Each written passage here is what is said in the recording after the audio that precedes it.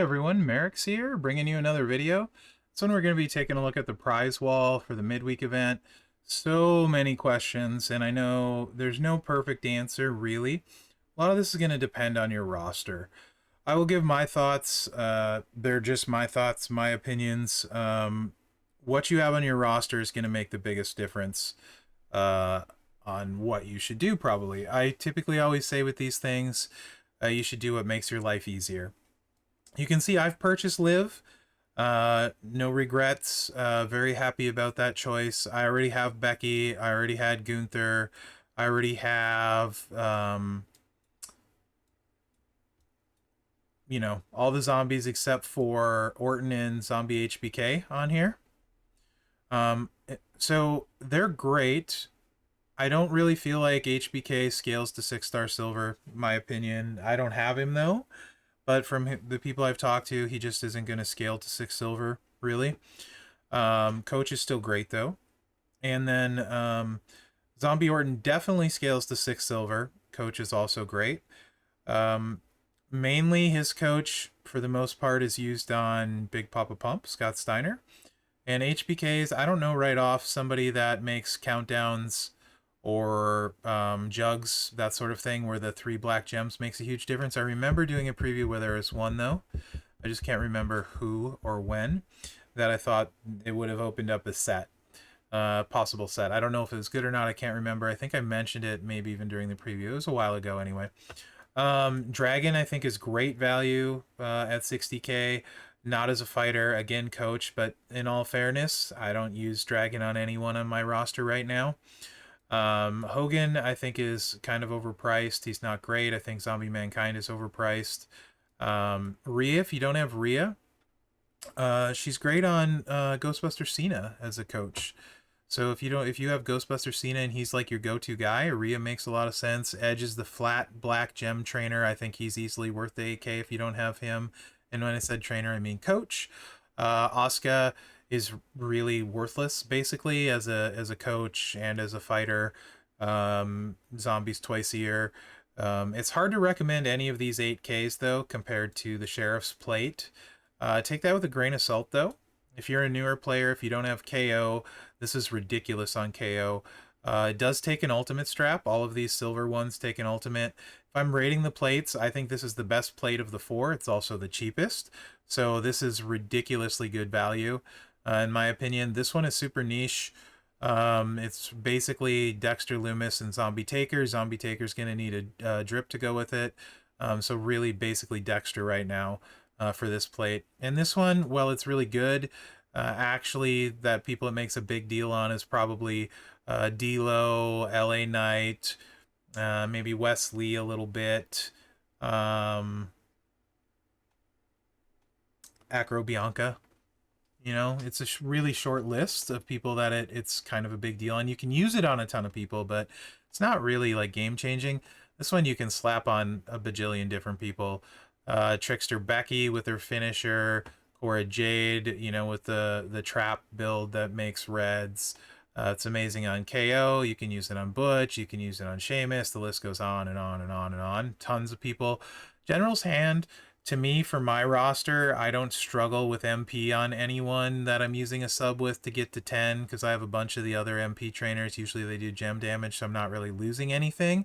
So I feel like this one is overpriced a lot for what it is, right? Rock is an okay trainer, but gets completely dwarfed by Clubber Lang, who is free and you all should have. Roman is terrible. You're not going to use this coach. Taker, you might use the coach once in a while. He's really outdated. Lashley, again, once in a while. He's sort of useful in boss, but he's not great at anything. He's just good or okay at a lot of things. Zombie Triple H, I wouldn't touch him with a 100-foot pole. Super slow, a lot better options out there, especially at Modern Striker, including Zombie Priest, who's free. Bianca's great. These straps, to me, unless you have everything on the prize wall, these are a total trap, super overpriced and terrible. Unless you, like I said, have all the other zombies, I wouldn't touch these with a 100-foot pole and won't. So that's my take on those. What else? I think this is horrible pricing. Absolutely terrible. This is mortgaging your long-term roster for some short-term tokens, right? So hate the pricing on that as well, personally. I think that's short-sighted decision to me. So what should you do? Well, to me, uh, Gunther is the best value of all the superstars because he's a newer zombie. He's really good, but it depends on your roster. So how do you make the choice? What I kind of look at it like draft picks. You got some draft picks here. You can draft Liv, you could draft Becky, you could draft Gunther, but depending how many Prizewall currency you have, like I'm up to about 114k. I haven't spent it all on this one. I obviously drafted Liv because I have the other two, and I'm hoping to also, with my draft pick, get to the Heartbreaker because I already have a Cody plate. I don't think I will end up getting to the Heartstopper, so I'll probably take the last ride because I don't have one, and I do like Dexter Loomis. It's kind of fun for me, even though it's super niche, however you say it. I like having it. A second Cody, though, is really, really tempting, not going to lie, because I find this plate very fun. But let's say you don't have Zombie Gunther. Um, Tricksters. Do you have solo with Moment and a drip plate, or solo with just a drip plate? Do you have Umaga with a drip plate? If you maybe Ghostbuster Hogan with like a seance or something crazy. If you don't have those, who's your best trickster? I think Gunther is better than most of the other tricksters. Um, Corbin doesn't need anything, but Gunther has a much higher top end if you have the right stuff, much higher ceiling. So I think that's something to consider. Also consider the fact that we use guys in this game currently at least 4 times more than ladies. So I would give him 4 times more value because I'm going to use him 4 times more likely than I would ladies in events and such, right? Or whatever. So that's kind of how I measure things. What's going to make my life easier? If you could get Gunther and you have, let's say, KO with an ultimate strap, you get Gunther, you get the Sheriff's Badge. It'll change your life with KO. Not even joking. You don't even know until you try it.